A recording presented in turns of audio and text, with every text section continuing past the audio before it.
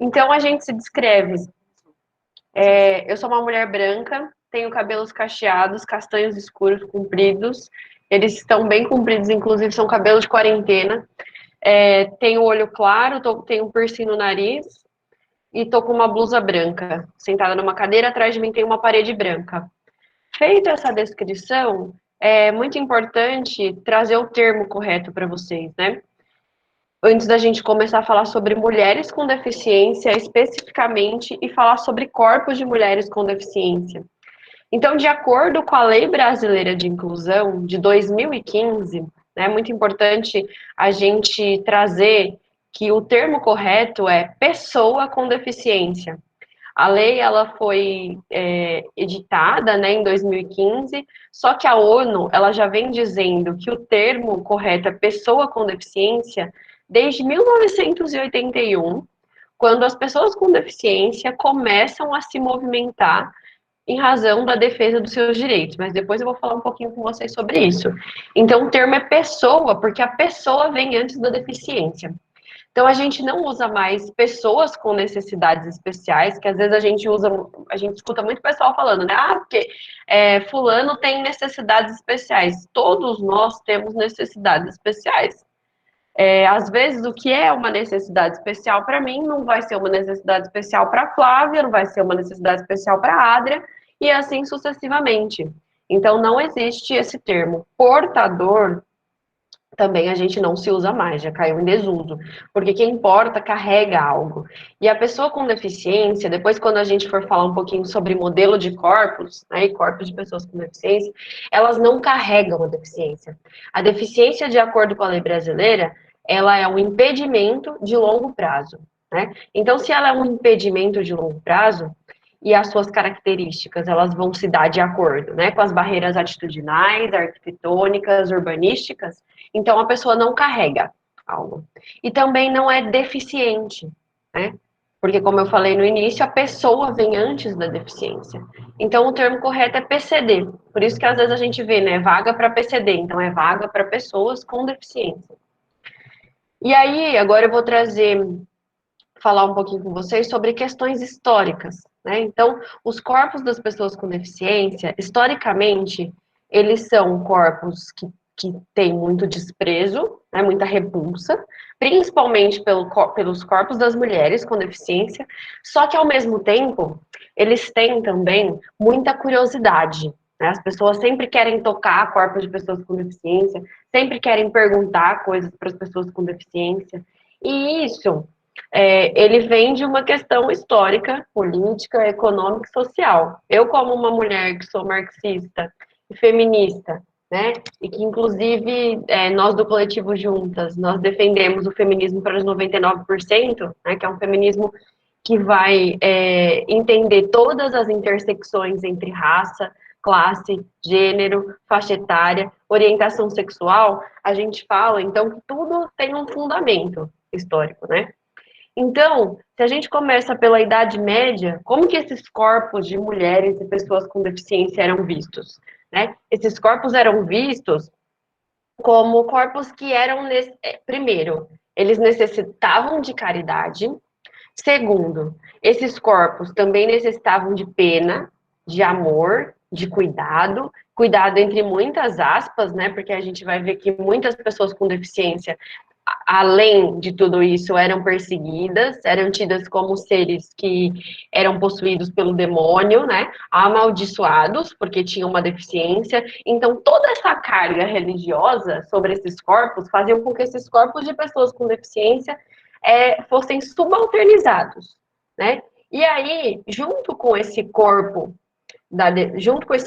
subalternizado, a gente tinha já o primeiro modelo da deficiência, né? Que era aquele modelo muito ligado à caridade, à filantropia, né? O que o outro poderia fazer por essas pessoas. E a gente percebe que, inclusive, todos esses modelos e formas de ver os corpos das pessoas com deficiência, eles ainda são muito presentes até hoje. Então, por exemplo, quando a gente ouve às vezes, a senadora Mara Gabrilli, né, que é uma mulher com deficiência do PSDB, cujo eu não concordo, inclusive, com nenhuma das posições, né, que ela está no parlamento, Às vezes o pessoal fala, mas é importante ela estar no parlamento por ser uma pessoa com deficiência. Não, eu não acredito que é um importante, eu acredito que é um desserviço, inclusive, que ela faz no parlamento, mas tudo bem, gente.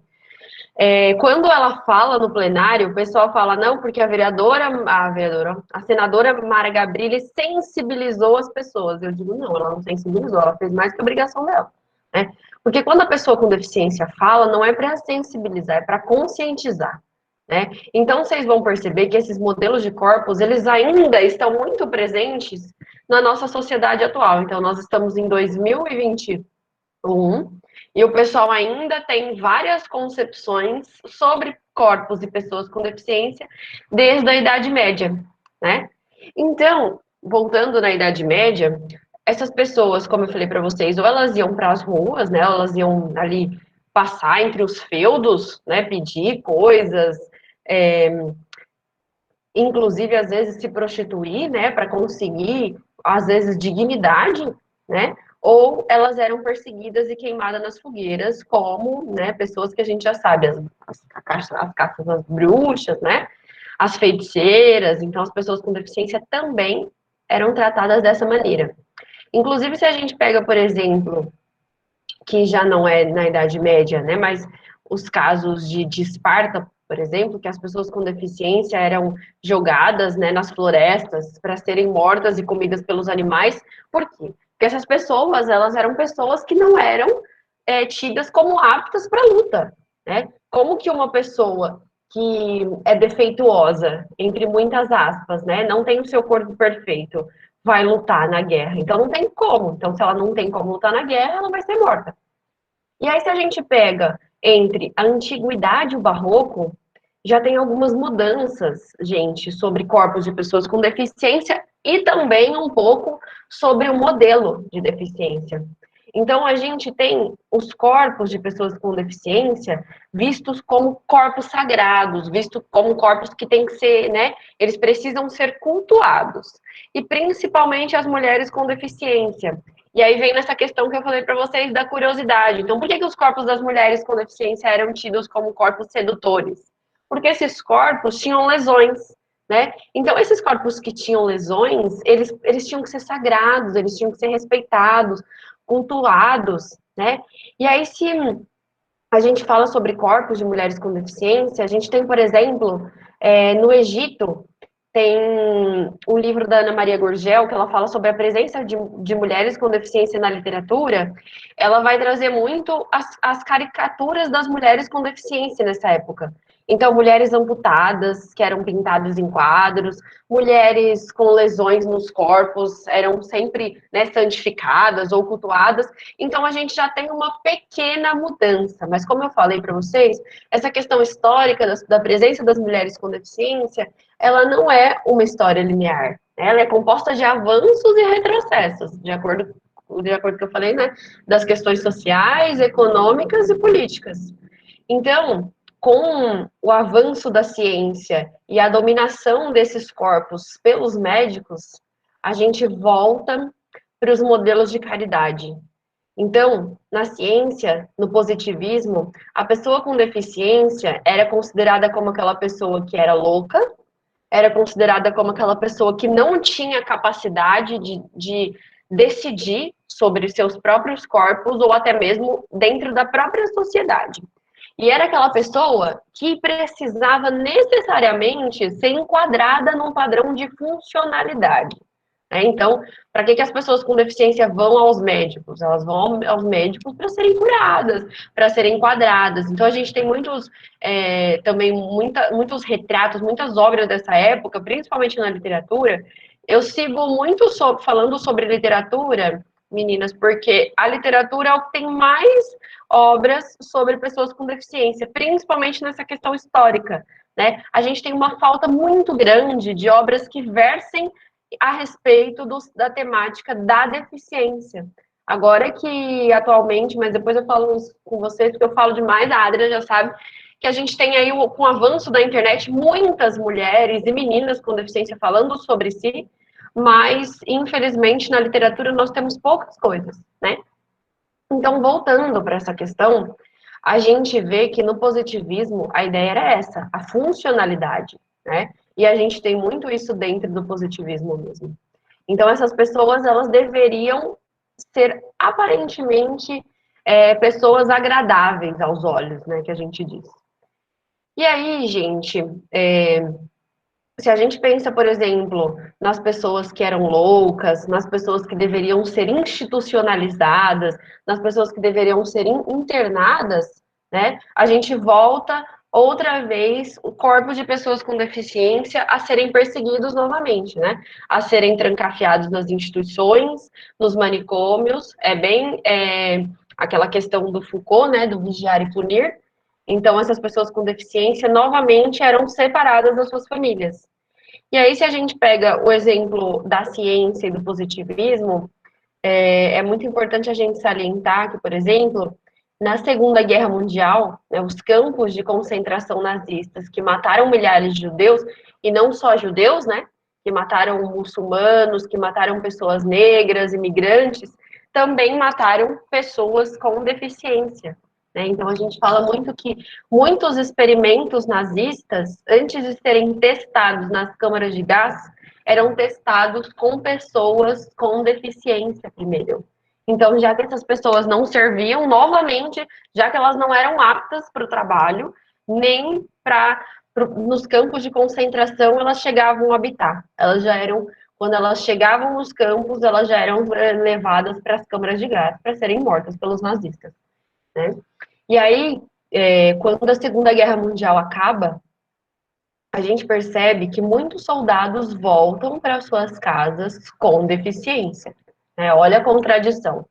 Então, nazistas mataram pessoas com deficiência, só que agora a sociedade iria ser responsável para reabilitar pessoas com deficiência. Então, muitos desses soldados, eles tinham necessidade de soluções, né? Então, o que nós vamos fazer com esse pessoal? Nós vamos matar eles? Não, nós não vamos matar eles, porque né, agora todas as pessoas estão de olho no que nós vamos fazer. Então, nós vamos precisar reabilitar. E aí, começou um movimento para criar vários centros de reabilitação. As instituições, elas começaram a ser fiscalizadas, né? E aí, em 1948, a gente tem a Declaração Universal dos Direitos Humanos. E aí começa-se uma, assim, bem tímida, né? Um tímido movimento das pessoas com deficiência a falar sobre as suas questões. Mas eu digo para vocês que é bem tímido mesmo. Porque as pessoas com deficiência, elas vão começar a falar sobre as suas questões. A gente pega, por exemplo, tem um documentário Netflix, que eu não sei se alguma pessoa daqui já assistiu, que é o Crip Camp, né, a Revolução pela Inclusão. Quem não assistiu, gente, assista, que esse documentário é muito bom. Eu falo que aqui no Brasil, o movimento de pessoas com deficiência deveria assistir esse documentário assim, ó, umas 5 vezes por dia, não é umas 5 vezes assim ao ano, não, é por dia, para a gente ver se consegue levantar esse pessoal com deficiência daqui, né? E esse documentário conta muito sobre as experiências das pessoas com deficiência nos Estados Unidos. Então, fala sobre a questão da inclusão escolar, fala sobre a universalização de direitos, e tudo isso eles aprendem dentro de um acampamento, né, que é esse acampamento Crip Camp. Foi um acampamento montado por hippies.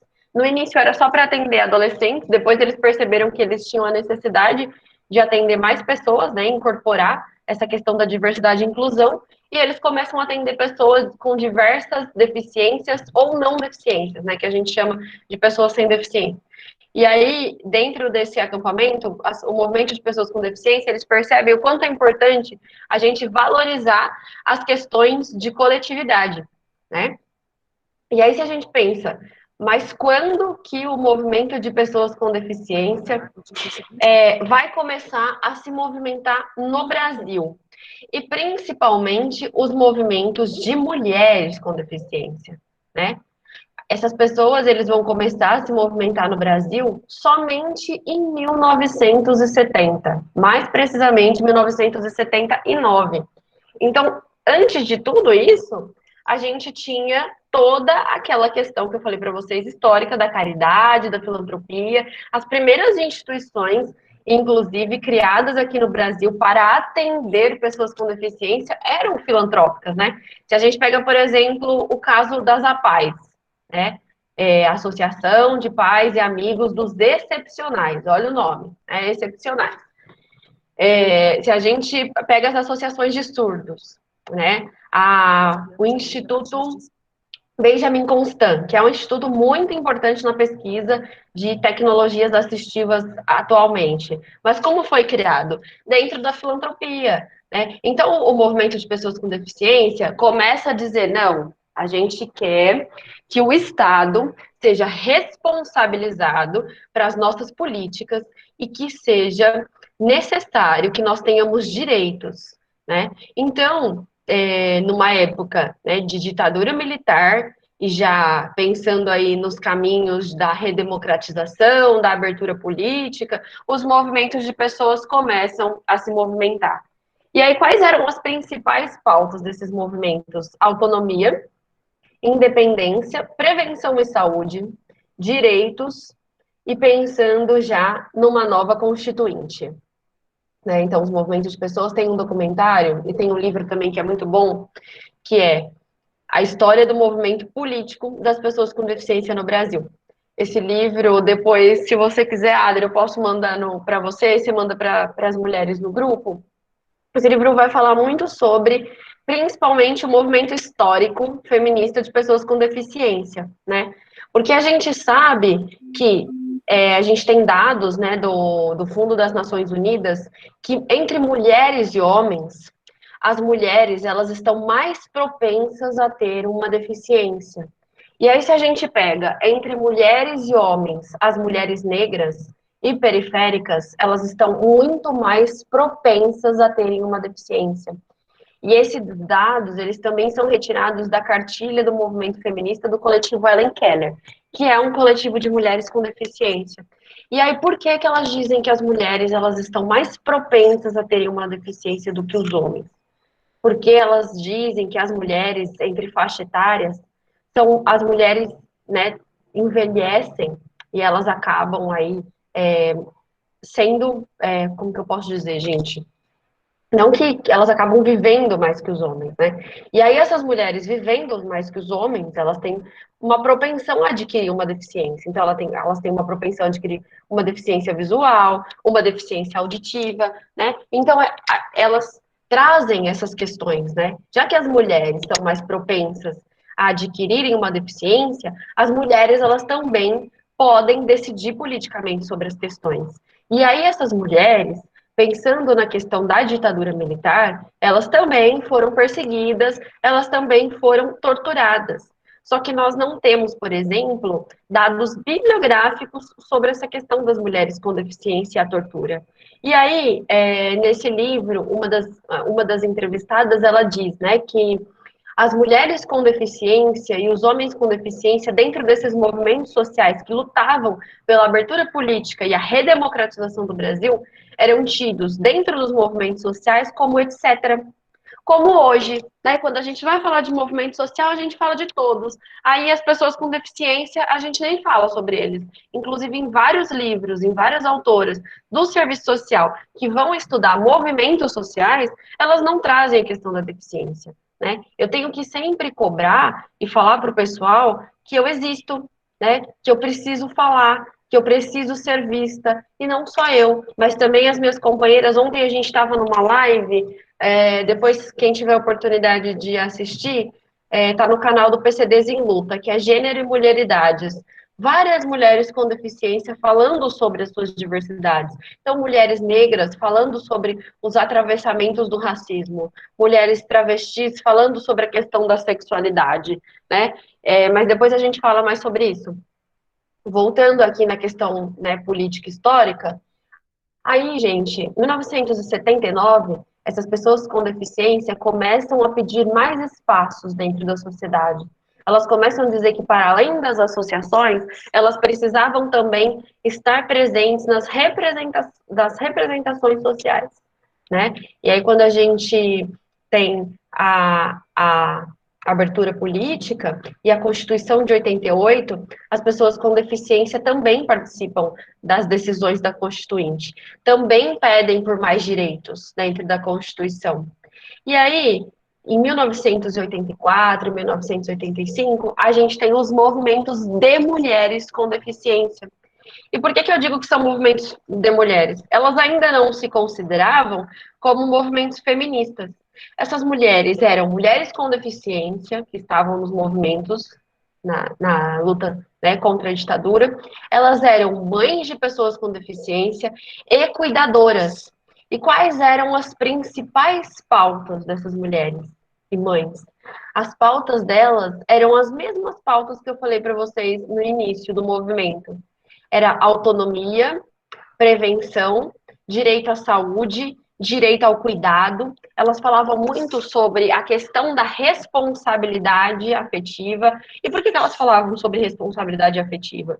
Porque a gente precisa ser muito honesto para dizer aqui que quando uma mulher ela tem uma criança ou um adolescente com deficiências múltiplas, ela vai carregar uma carga muito maior, né? Porque a gente sabe que as mulheres já são multitarefas e que elas carregam aí o peso de uma sociedade machista, sexista e patriarcal. As mães de crianças naquela época com deficiência eram abandonadas. Então a gente tem um dado hoje também do Fundo das Populações das Nações Unidas, que é onde eu mais consigo dados sobre pessoas com deficiência, inclusive, que diz que 75% dos pais de crianças com deficiência abandonam as mães, né? Então, as mães de crianças com deficiência acabam sendo mães solos. E aí elas carregam uma carga bem maior. E naquele momento, essas mães estavam pedindo que elas fossem ouvidas, que elas fossem vistas, e que era necessário falar sobre quem cuida também. Era necessário falar sobre essas mulheres com deficiência que estavam reivindicando mais direitos, mas era preciso falar sobre quem cuida. E aí, gente, várias autoras com deficiência, por exemplo, Ana Guedes de Mello, que vão falar sobre essa questão, elas falam sobre o cuidado e o afeto, né? E aí elas começam a reivindicar também que o feminismo olhe para as pautas dessas mulheres com deficiência. Elas começam a falar que as mulheres que as mulheres são diversas nos seus corpos. E essas diversidades, elas precisam ser respeitadas, né? E aí a gente percebe que muitas delas, inclusive, escreveram diversas literaturas a respeito do cuidado, do feminismo e da acessibilidade para as pessoas com deficiência. E aí pensando nas questões atuais, né? Indo um pouquinho mais para a atualidade. O que mudou e o que não mudou? Então, por exemplo, a gente teve a Convenção das Nações Unidas, né, em 2006, que foi ratificada no Brasil em 2008, que falava sobre uma série de direitos e deveres a respeito das questões das pessoas com deficiência dentro da sociedade. Só que ainda a gente tem que enfrentar diversos tipos de preconceitos, como eu falei para vocês. E um deles é o capacitismo. O que é o capacitismo? Eu não sei se alguém aqui já ouviu falar sobre o capacitismo ou sabe o que é o capacitismo, né? É, pensando nas questões das pessoas com deficiência. O capacitismo, ele começa a ser muito estudado nos Estados Unidos, como as teorias que a gente chama de teorias de disability, né? Então, o que é o capacitismo? Por que eu falei para vocês de toda essa questão dos corpos? Porque tem muito a ver com o capacitismo. Ele é o preconceito e a discriminação contra pessoas com deficiência.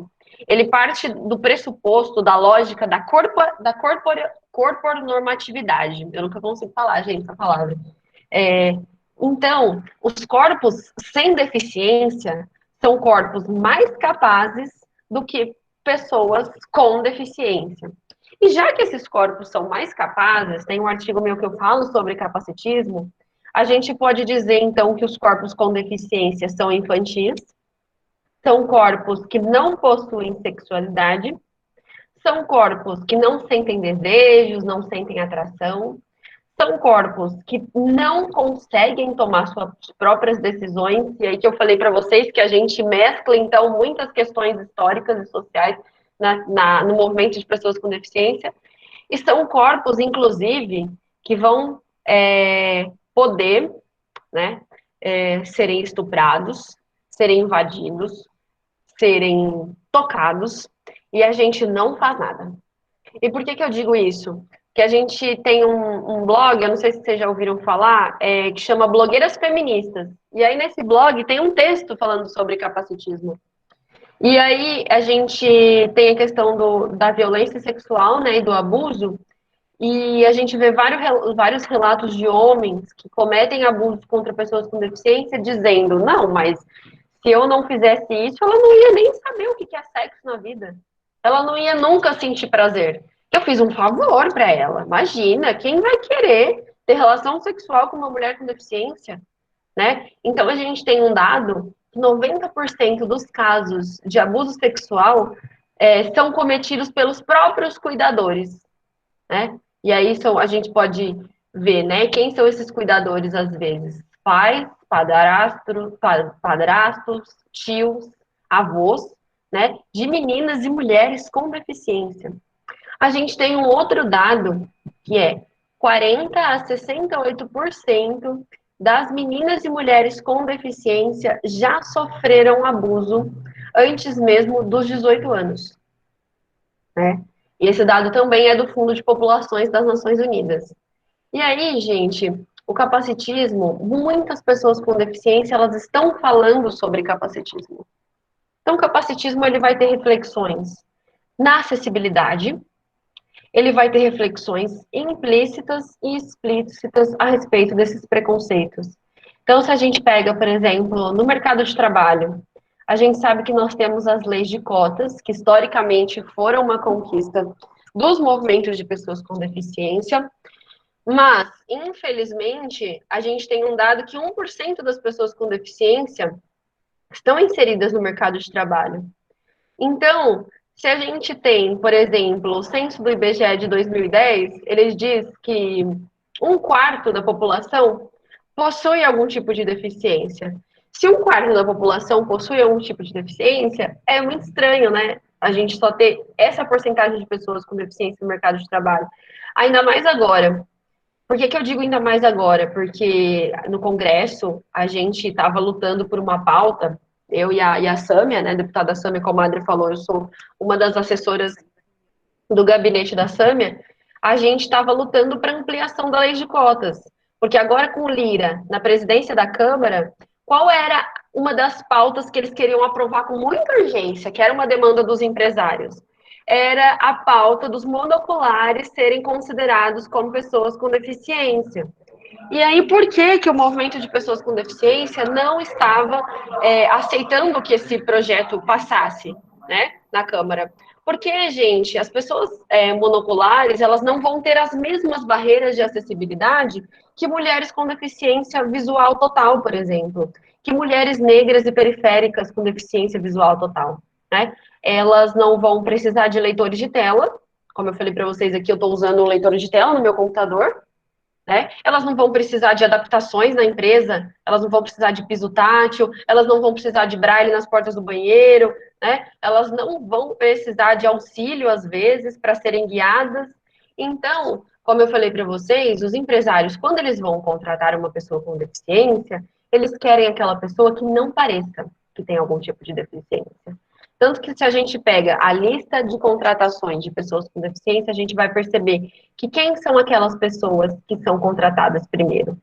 São as pessoas com deficiência física, em segundo, as pessoas com deficiência visual, em terceiro, as pessoas surdas, e em quarto e em último, as pessoas com deficiência intelectual. Eu trabalhei no Senac, dei aula na aprendizagem no PET Trampolim, e quando os empresários iam pedir para palestras nas empresas, quando eu terminava as minhas apresentações, eles diziam assim para mim: não, mas você tem um menino que, como eu posso te dizer, que não babe, né, que não tenha problemas de comportamento, que não sai correndo pela minha loja, ou que, sei lá, né, não passe a mão nas meninas.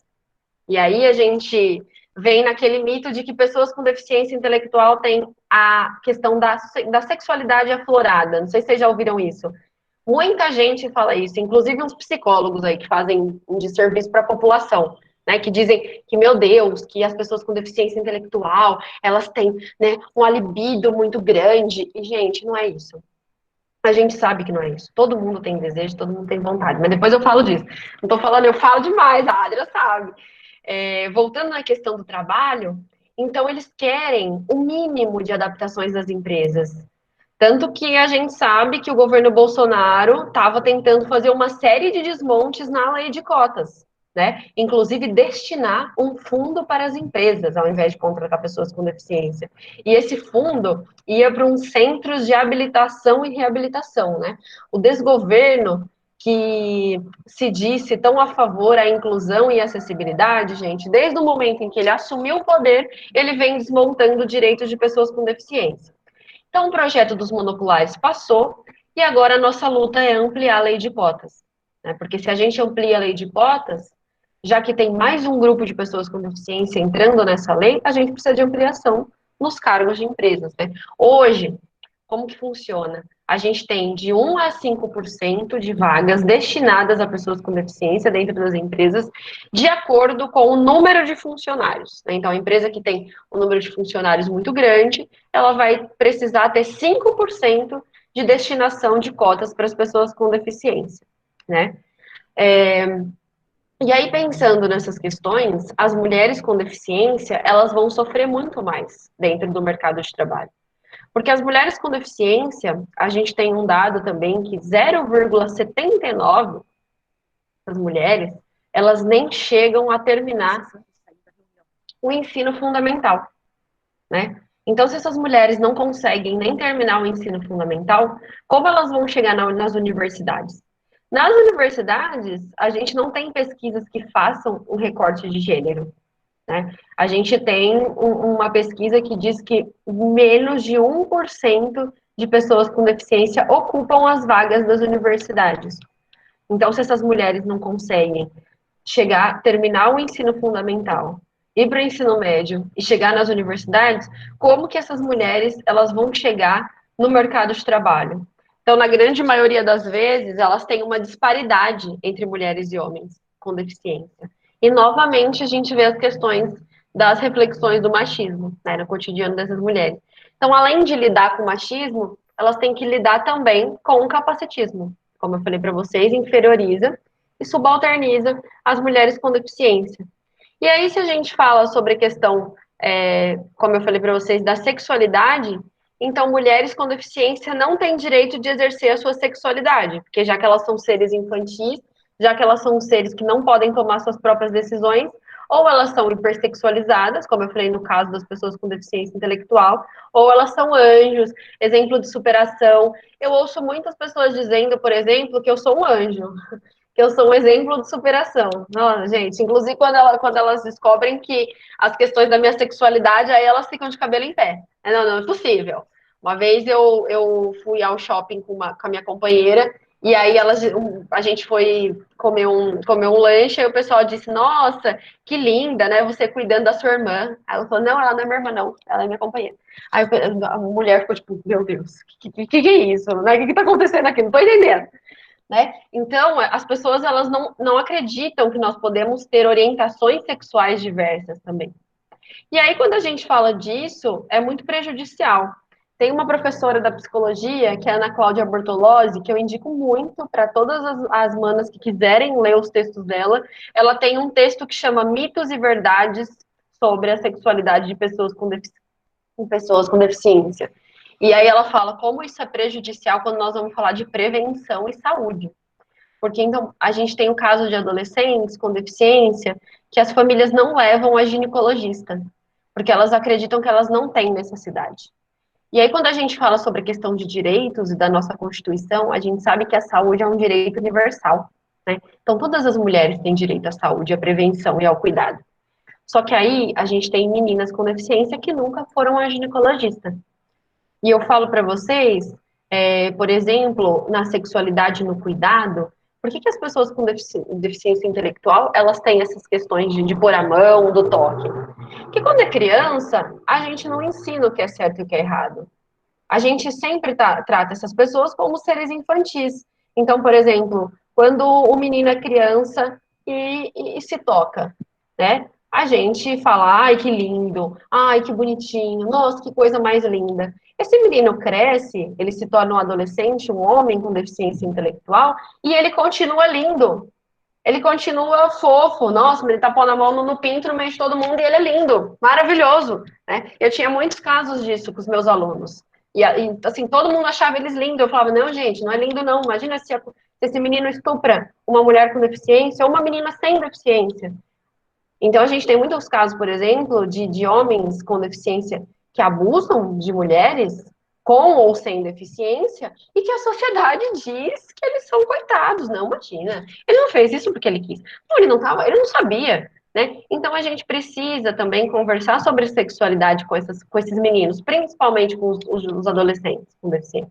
Não só com os adolescentes, né? A gente sabe que falar sobre sexualidade é necessário. E quando a gente fala de sexualidade, a gente não fala sobre sexo, a gente fala sobre cuidado, sobre afeto, sobre desejos, né? Então é necessário que a gente fale sobre isso.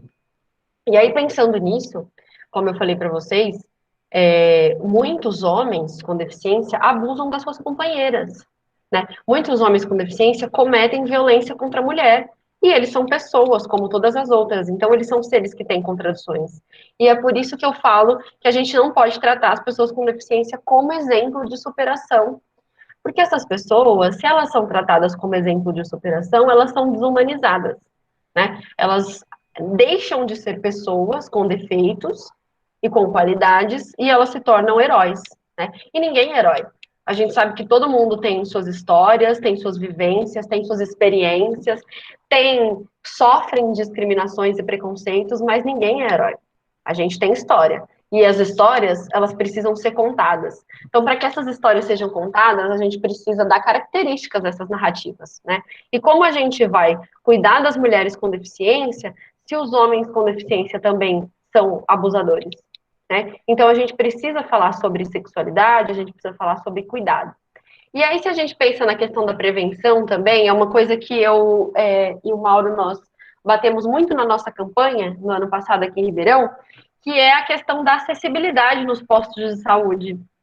Aí eu pergunto a vocês, alguém já viu, por exemplo, uma maca que seja acessível para mulheres cadeirantes? Aí eu deixo essa pergunta, depois vocês me respondem na hora das perguntas, né? Que elas possam, inclusive, fazerem transferências com as suas cadeiras de roda. Alguém já viu isso em alguma UBS aqui em Ribeirão Preto? Alguém já viu em alguma UBS as informações acessíveis para as mulheres com deficiência visual? Eu tenho um celular aqui, ó, e aí a gente fala sobre privilégios, que o meu celular é um iPhone, que eu consigo, com o meu leitor de tela, estou mexendo nele aqui para mostrar para vocês. Não sei se vocês estão conseguindo ouvir. Conseguem? Alguém me dá um retorno. Dá para ouvir sim. Sim. Ah, então, ó, quer ver? Vou tirar o fone. Tá dando para ouvir melhor? Tá sim, mas... Mensagens concluídas. Mensagem de Verônica Juntas. Vamos lá. 9:54. Emancipa RP. 4 mensagens não lidas. Mensagem de Verônica Juntas. Vamos lá. 9:54. Então, como eu falei para vocês, alguém já viu nos postos de saúde alguma questão de acessibilidade? Então, por exemplo, que as mulheres com deficiência visual chegam com seus celulares. Pronto. Cego com computador e celular falante ao mesmo tempo é uma loucura. Que as mulheres com deficiência, então, chegam com seus celulares e aí elas conseguem, com o QR Code, verem as informações. Alguém já viu isso? Também depois vocês me contem. Não. Então não tem. Alguém já viu, por exemplo, braille nas portas dos médicos ou nos postos de saúde, né? E aí o pessoal às vezes sempre diz, né? Não, porque o braille é caro, porque o braille é isso, o braille é aquilo. Mas ninguém, gente, fala que é necessário que tenha braille. Alguém já viu, por exemplo, nas delegacias da mulher, né? Acessibilidade para as mulheres surdas poderem fazer suas denúncias. Aqui em Ribeirão, a gente não tem um WhatsApp para que as mulheres surdas consigam falar nas delegacias da mulher. Um WhatsApp que elas possam escrever. Então, a tecnologia, ela auxilia muito as pessoas com deficiência. Só que como nós temos aparelhos tão tecnológicos, se quando a gente sai da porta para fora da nossa casa, o mundo inteiro não tem acessibilidade. E aí é por isso que eu falei no comecinho da minha fala, que a questão da deficiência, ela é um impedimento a longo prazo, que em contato com as barreiras sociais, históricas, culturais, elas vão dificultar o nosso acesso e a nossa liberdade na tomada de decisões. Então, por exemplo, quando as mulheres com deficiência física, elas vão fazer a mamografia, elas não conseguem subir na maca, elas não conseguem se transferir. E aí, gente, elas não conseguem se transferir, quem vai ajudá-las na maioria das vezes? Os médicos. E aí esses corpos novamente têm, né, que serem tocados. Eu acho que alguém levantou a mão. O meu leitor falou aqui, uma das meninas. Foi. Mas aí eu não sei se não, você... bom dia. Não era pra te interromper, não. Era só pra ficar na fila. Ah, pra te aguardar. Desculpa. Imagina! Esse trem fala demais. Tá bom, pode continuar. A gente conversa depois. Então, novamente, gente, esses corpos vão ser tocados. A gente tem muitos relatos de mulheres com deficiência física. Tem um documentário que chama Silenciadas. Foi um documentário produzido pelo pessoal lá do Mato Grosso. Eu não me lembro se foi Mato Grosso do Sul, gente. Mas se vocês procurarem no YouTube, vocês vão encontrar. Se chama Silenciadas. Ele vai falar sobre a violência contra mulheres com deficiência. E lá tem relatos de mulheres que, quando eram meninas, elas iam passar por exames médicos e elas diziam que o pessoal tocava elas, né, que o pessoal passava a mão, sim. E quando elas contavam, ninguém acreditava, porque tem uma outra questão também, que advém do capacitismo que eu falei para vocês. As mulheres com deficiência, elas são desacreditadas o tempo todo, né? E aí a gente vai pensar, se as mulheres com deficiência, por exemplo, visual são desacreditadas, imagina uma mulher, uma menina com deficiência intelectual, né? E aí, gente, quando eu falo sobre essa questão de acessibilidade, ela é muito séria, né? E aí ela vem na questão arquitetônica, que eu falei para vocês, dos postos de saúde, das delegacias da mulher. Então, nós não temos profissionais capacitados para atender pessoas com deficiência. Eu culpabilizo os profissionais? Óbvio que não. Né? Eu culpabilizo os donos, eu culpabilizo os chefes, eu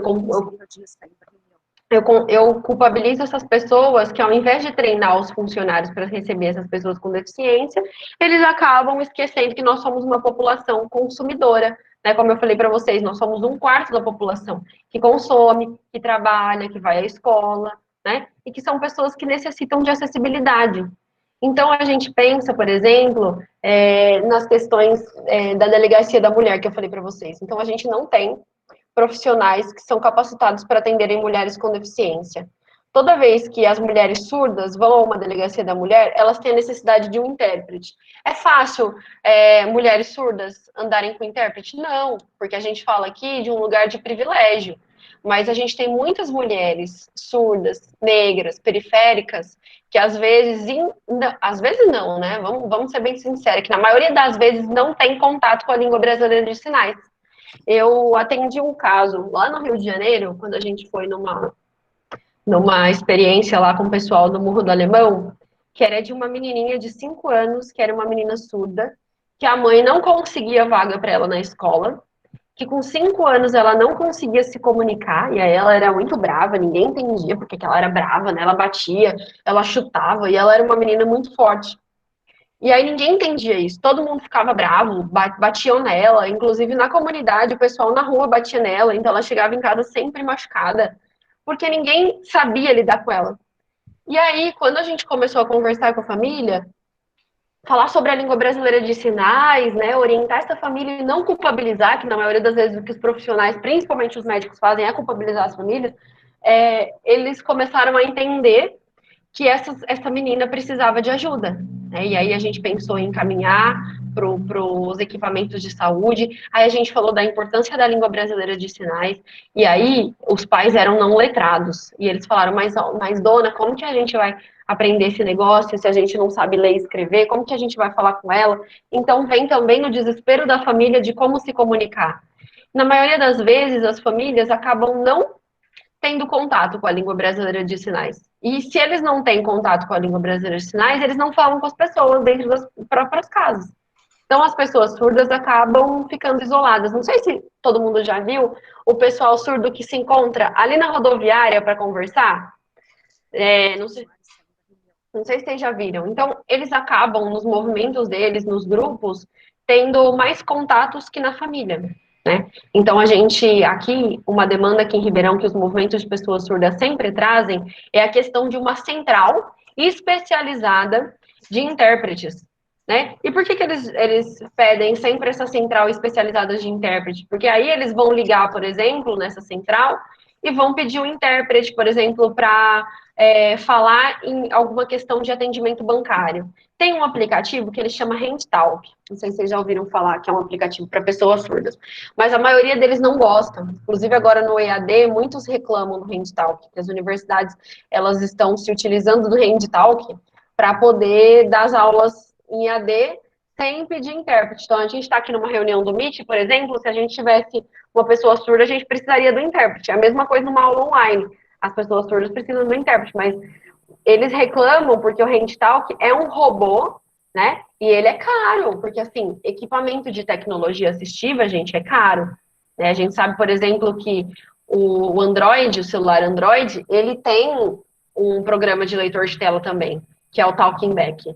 Mas um iPhone, ele é muito mais acessível que um celular Android, por exemplo. Ele tem muito mais aplicações do que um Android. Um computador da Apple é muito mais acessível que um computador, né? Se a gente pensa, por exemplo, um computador Lenovo, outros computadores, só que é mais caro.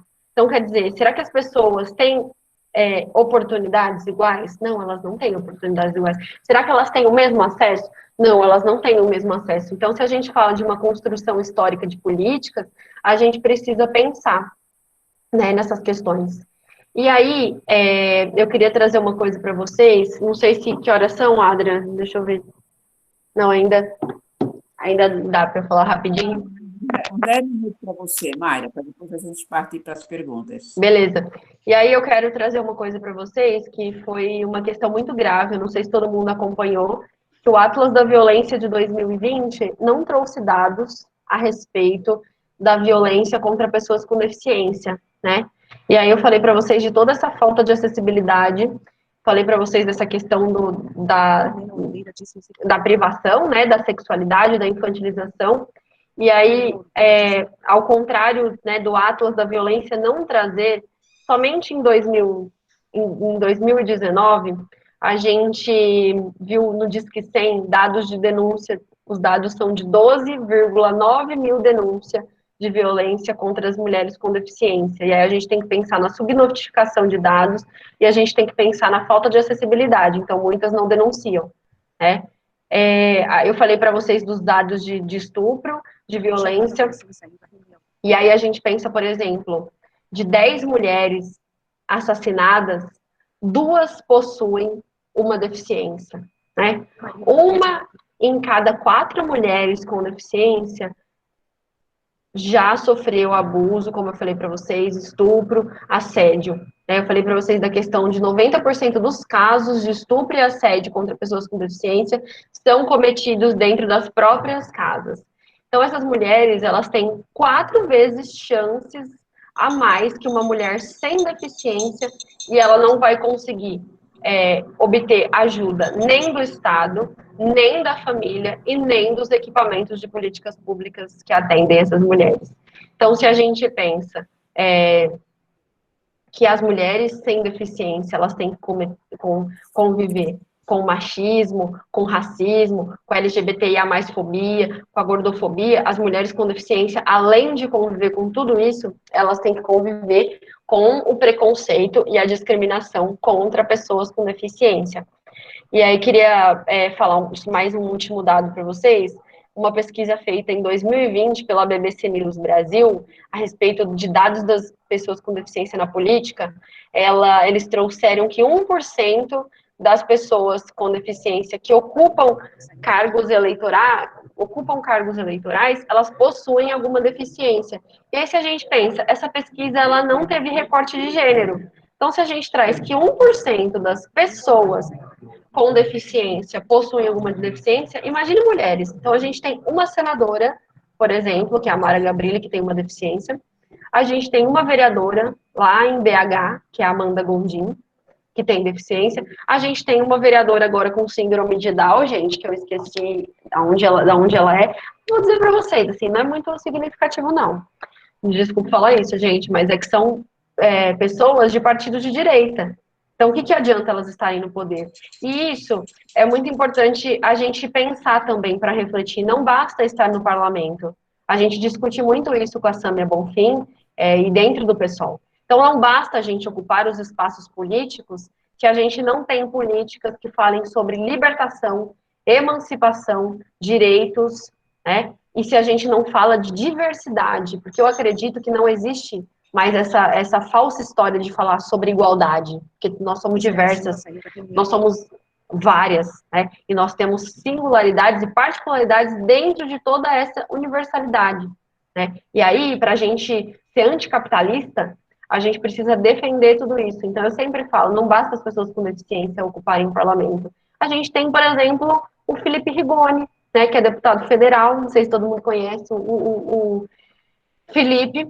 Eu até me emociono para falar dele, gente. Meu sonho era encontrar com ele e com o Bolsonaro e falar umas verdades para eles. O Felipe, ele foi um dos responsáveis, não sei se todo mundo acompanhou, né, as discussões do Fundeb, ele foi um dos responsáveis para falar sobre as questões de privatização, a necessidade de transferir dinheiro do Fundeb para ONGs, né, e para organizações, né, privadas. Então, o Felipe Rigoni, ele também é outro que é cego e faz um desserviço. E aí o pessoal fala, ai, mas ele é tão maravilhoso, ai, porque ele tem deficiência, chegar onde ele chegou. Não, gente, chegar onde ele chegou porque ele tinha privilégio, não foi porque, né, não foi por conta da deficiência, ele chegou porque ele era um cara de família, né, bem abastada, ele era um cara que teve acesso às melhores universidades, ele era um cara que teve acesso às melhores tecnologias assistivas, ele era um cara que talvez nem precisasse sair da casa dele, porque lá ele tinha tudo que ele poderia fazer. Então, assim, ele não está fazendo absolutamente nada. A única coisa que ele está fazendo é ajudar esse pessoal fundamentalista, misógino, machista, racista, LGBT e a mais fóbico, continuar com seus discursos. E aí é isso, agora eu vou abrir para as perguntas e muito obrigada de novo, meninas, pela oportunidade. Maia, nós agradecemos você, muito importante, né,